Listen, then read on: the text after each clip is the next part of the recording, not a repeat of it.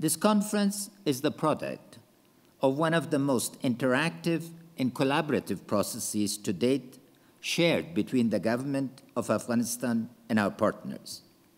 Our three-pillar approach of peace, state, and market building presented in the second Afghanistan National Peace and Development Framework were validated and further enriched through a series of workshops with our partners in a spirit of genuine openness from both sides. To reach common ground, it is set a precedent for collaboration that we would like to maintain and serve as a standard for other countries. The result is a framework that captures our core reform priorities and main development objectives. It is a plan that aligns our strategic principles, actions that are operationally measurable, and indicators that allow us to make fair judgment on progress.